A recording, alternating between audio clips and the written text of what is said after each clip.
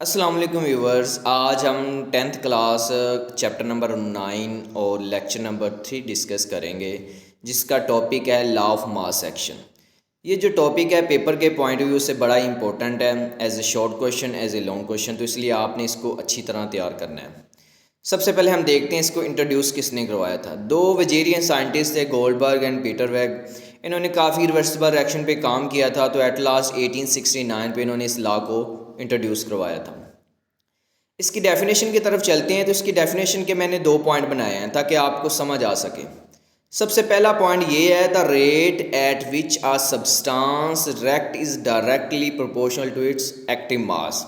इसमें 2 टर्म इस्तेमाल हुए, रेट एंड एक्टिव मास।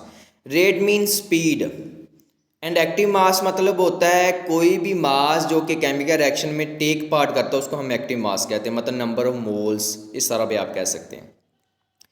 तो किसी भी रिएक्शन का अगर हम रेट बढ़ाना चाहते हैं तो हम उसके एक्टिव मास को बढ़ा देंगे, क्योंकि rate of reaction directly proportional है उसके एक्टिव मास के साथ। जैसे कि नीचे एग्जांपल है, H2 + I2 रिएक्शन करेंगे तो 2HI बनेगा। इसमें H2 एंड I2 ये रिएक्टिंग सब्सटेंस है। अगर हम इसका एक्टिव मास मतलब नंबर ऑफ मोल्स बढ़ा देते हैं, जैसे H2O का एक्टिव मास 1 है, अगर हम ये बढ़ा देंगे तो हमारे पास रेट ऑफ रिएक्शन मतलब स्पीड ऑफ रिएक्शन बढ़ जाएगी। अगर ये कम कर देंगे तो स्पीड ऑफ रिएक्शन कम हो जाएगी। इसी तरह I2 का भी अगर रिएक्टिव मास नंबर मोल्स हम बढ़ा देंगे तो हमारे पास speed of reaction, rate of reaction बढ़ जाएगी। अगर कम कर देंगे तो कम हो जाएगी। तो फर्स्ट पॉइंट ये था। Second point, the rate of chemical reaction is directly proportional to the product of the active masses of the reacting substance. दूसरा पॉइंट भी इससे रिलेट है।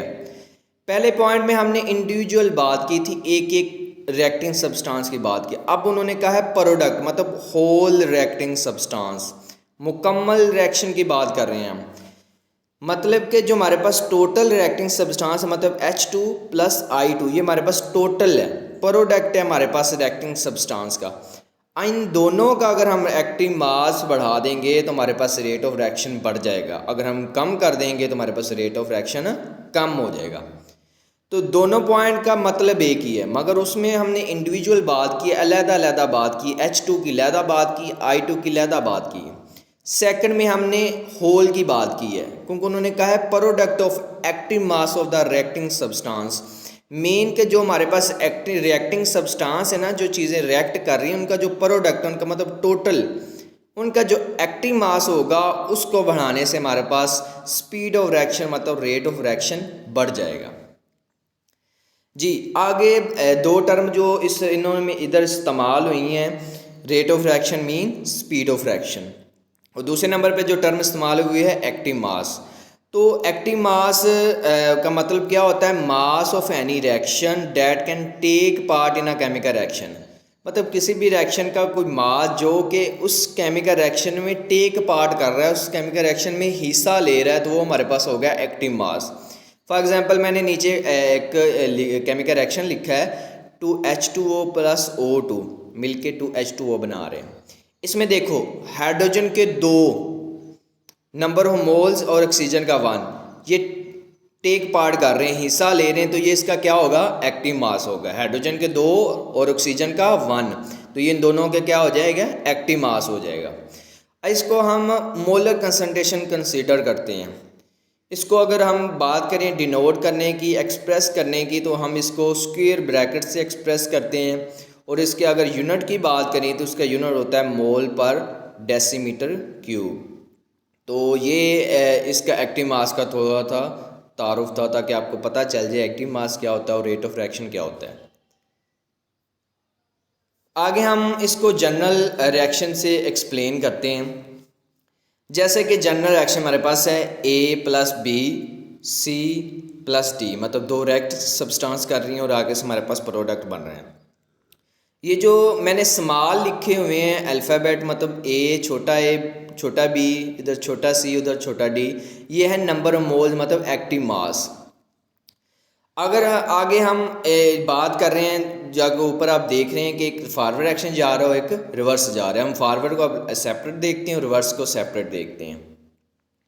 जी रेट ऑफ फॉरवर्ड एक्शन बराबर होता है is equal to reacting substance, मतलब जो हमारे पास फॉरवर्ड रिएक्शन वही है ना, दो जो हमारे पास रिएक्टेंट है वो मिलके प्रोडक्ट बना रहे हैं, तो rate of forward reaction directly proportional to reacting substance, मतलब ए और बी। तो रेट ऑफ फॉरवर्ड रिएक्शन बराबर होगा, अगर हम प्रोपोर्शनल ख़त्म करेंगे तो वो हमारे पास आ जाएगा फॉरवर्ड का, तो के एफ आ जाएगा, तो साथ ए और बी आ जाएगा। ये था फॉरवर्ड रिएक्शन का। अगर हम रिवर्स की बात करें तो रिवर्स होता है प्रोडक्ट, मतलब प्रोडक्ट से रिएक्टेंट वाला होता है। तो rate of reverse reaction is directly proportional to the product, मतलब सी एंड डी। तो प्रोपोर्शनैलिटी ख़त्म करेंगे तो के रिवर्स है तो के आर आ जाएगा, साथ सी और डी आ जाएगा। अगर इक्विलिब्रियम की बात करें, इक्विलिब्रियम में देखें कि जो होता है इक्विलिब्रियम में क्या होता है, rate of reverse and rate of forward reaction ये क्या हो जाते हैं, इक्वल हो जाते हैं। तो इन दोनों को हम इक्वल रखेंगे, R F is equal to R R, तो आर एफ की इधर वैल्यू हम लगा देंगे, उधर आर आर की लगा देंगे। ये जो के एफ है और के आर है, जो के आर है वो इधर आके के एफ के नीचे डिवाइड हो जाएगा, ऊपर इधर सी डी पहले ही पड़ा हुआ है, ये ए और बी उधर जाके उसके नीचे डिवाइड हो जाएंगे। अब K F mean K forward reaction और reverse reaction is equal to ये होता है इक्विलिब्रियम कांस्टेंट के, मतलब के सी के।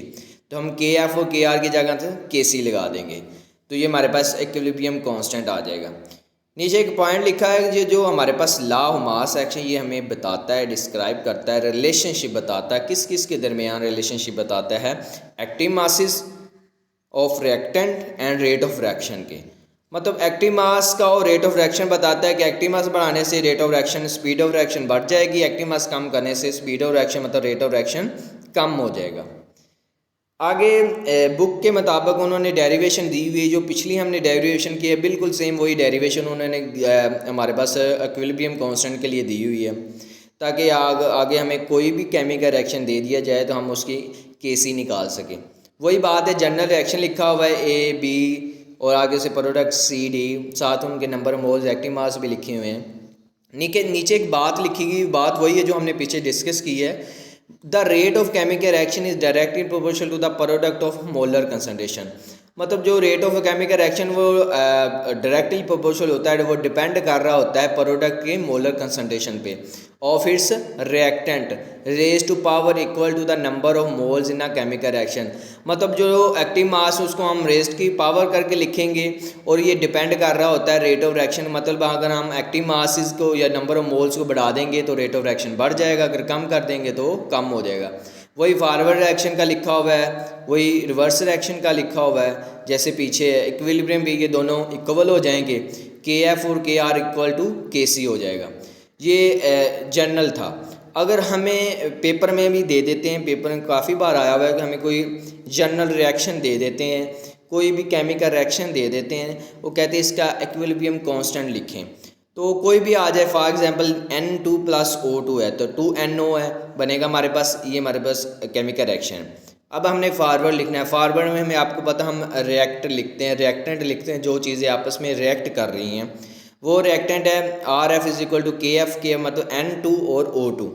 और रिवर्स में हम प्रोडक्ट लिखते हैं, मतलब RR KR और NO, और आगे उसके जो एक्टिव मास उसको हम रेज टू पावर करके लिख देंगे ऊपर, जैसे कि ऊपर डेफिनेशन में भी हमने देखा था।